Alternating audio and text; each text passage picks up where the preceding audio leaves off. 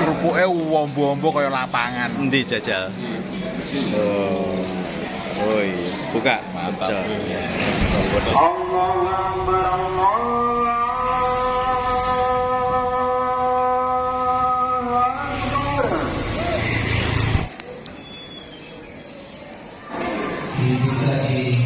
Jadi kan jamak dan qasar itu kan dua kata, jamak dan qasar. Kalau syarat untuk mengqasar itu ini ya. Wa idza darabtum fil ardi falaysa 'alaikum junahun an taqsuru minas shalah. Apabila kamu bepergian di muka bumi, maka telah tidak mengapa kamu mengqasar salat. Berarti syarat untuk qasar itu adalah perjalanan. Itu Bapak Ibu. Biasanya jenengan kalau perjalanan mengqasar badan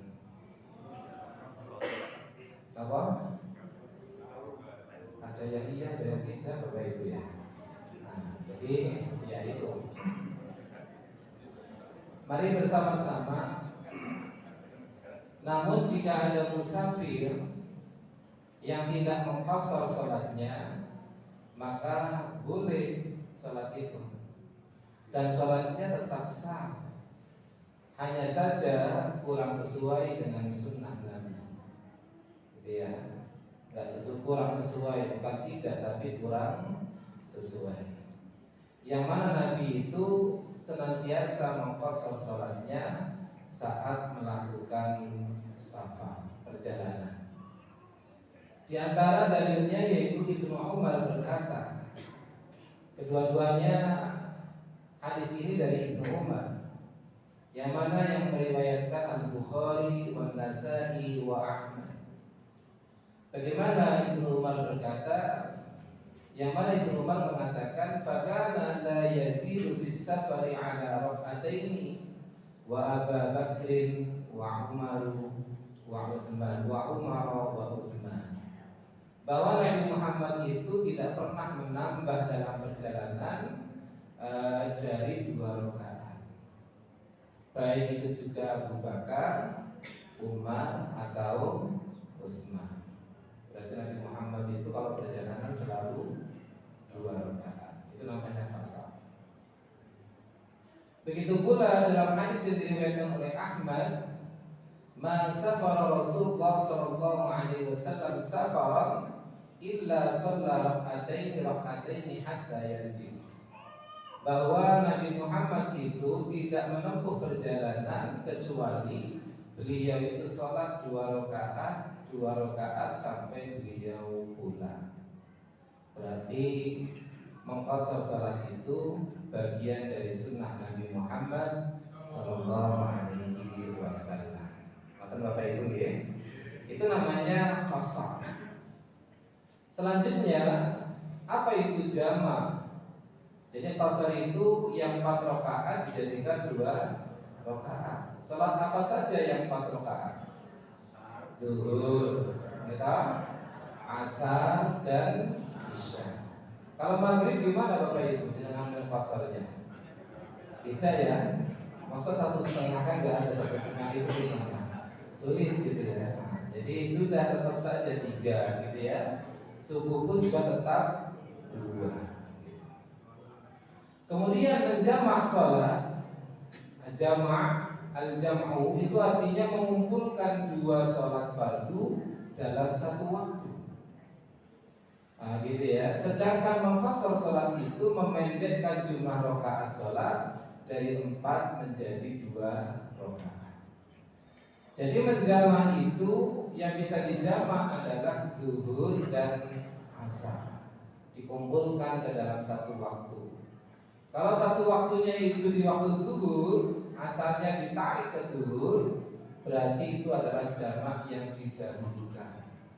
Dalam bahasa fikihnya namanya jam'ut takdim, gitu ya, jamak takdim.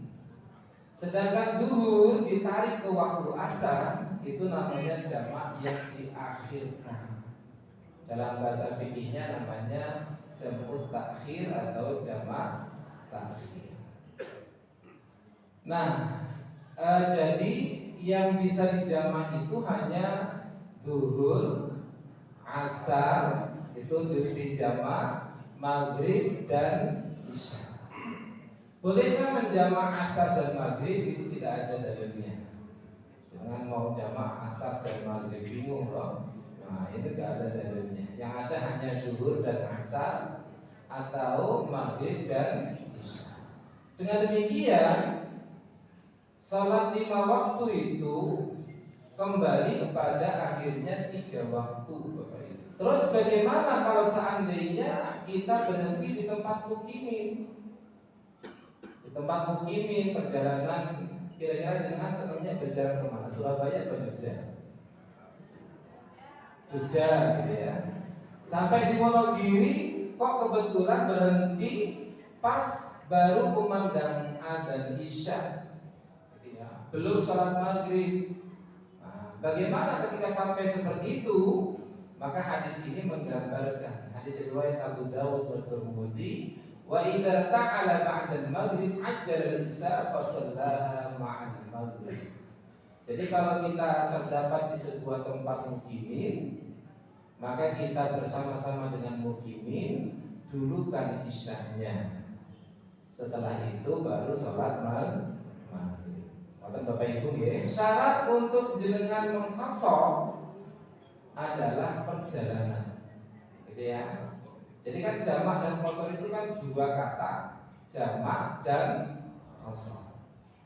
Kalau syarat untuk mengqasar itu ini ya, wa idza darabtum fil ardi falaysa 'alaikum junahun an taksuru minas shalah. Apabila kamu bepergian di muka bumi, maka telah tidak mengapa kamu mengqasar sholat. Berarti syarat untuk qasar itu adalah perjalanan. Selain perjalanan tidak bisa mengqasar, gitu ya. Sedangkan beberapa keadaan yang membolehkan menjamak, satu ketika bepergian itu bisa dijamak dan diqasar, gitu ya. Bisa dijamak dan diqasar. Sebagaimana hadis ini. Kata Rasulullah yajma'u baina salataini fi safar al-maghrib wal isya wa dhuhr wal asar. Jadi memang Rasulullah itu mengumpulkan 2 salat dalam perjalanan, maghrib dan isya, zuhur dan asar. Dan ini bisa diqasar. Kemudian yang kedua, ketika sedang haji di Arafah dan Muzdalifah, itu juga jamak dan qasar. Ketika sudah Mina, Arafah, Muzdalifah, Mina, orang-orang itu mesti menjamak dan mengqasar. Dianjurkan untuk menjamak dan mengqasar. Yang ketiga, dalam keadaan hujan. Dalam keadaan hujan ini bisanya hanya menjamak kalau kita terbiasa sholatnya itu di masjid, gitu ya. Kalau kadang-kadang hujan sholatnya di rumah kok, gitu. Jadi kan ke masjid apa ke rumah kalau hujan? Di rumah, gitu ya.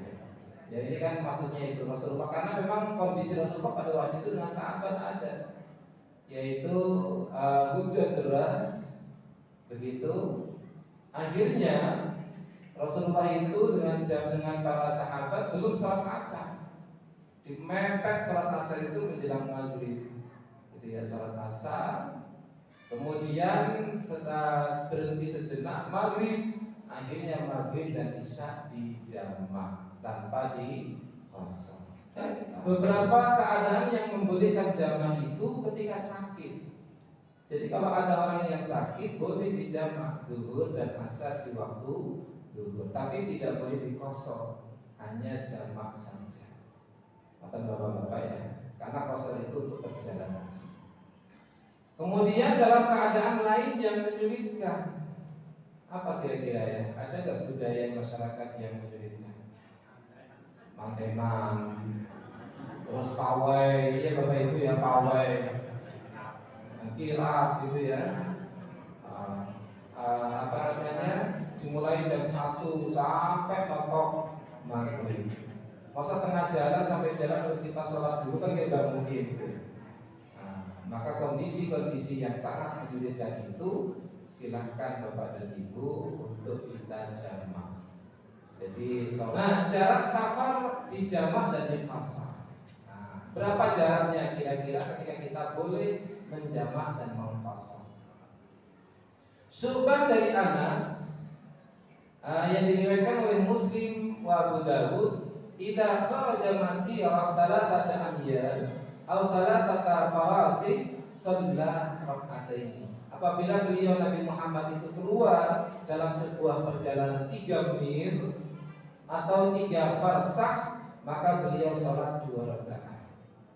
Nah, di sini Syu'bah itu ragu menyebutkan 3 mil atau 3 farsakh. Padahal 3 mil dengan 3 farsakh itu jaraknya beda. Gitu ya. Kalau 1 mil itu sepertiga farsakh. Jika jarak 1 mil itu 1847, maka 3 mil itu menjadi 5541 meter persegi. Itu baru 1 farsakh. Nah, gitu ya. Kalau ingin menjadi jarak 3 farsakh berarti 5541 kali 3. Ketemunya 16.623 meter persegi dibulatkan menjadi 17 kilo. 17 kilo. Jadi 17 kilo itu sudah bisa sholat 2 rakaat jamak dan qasar.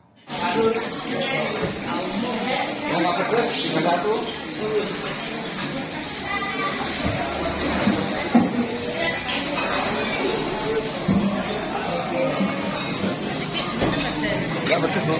Ya, gimana?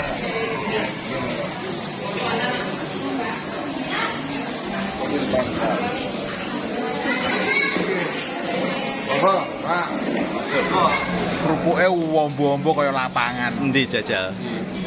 Oh. Woi, buka. Mantap. Pecel. Yes. Pedes sih. Pedes ra iki? Pedes. Top. Sego Menune pecel pedes. mendino ganti ya, ben minggu ganti ya. Setiap minggu ganti, setiap Jumat ganti. Enak-enak. Nggih. Ini dia kebawang akal. Nggih. Menunya pripun Pak Bang? Bang Eco, Eco mboten menunya. Menunya Eco mboten. Menunya Eco. Oh, Eco. Cocok sambelnya cocok. Cocok pengajiannya, cocok menune nggih. Nggih? Nggih. Cocok. Daya tariknya pengajian Sabtu malam Ahad itu apa Pak? Daya tariknya jembatan jenengan apa? Ya, materi pengajiannya, ilmunya, betul. Selalu menarik ya materi. Ya. Bismillah. Berganti-ganti Ustaz. Dan Ilmunya bervariasi. menunya juga nggih. Menunya oke. Ya. Yang belum datang diimbau ke sini nggih. Oke, sip. Alhamdulillah.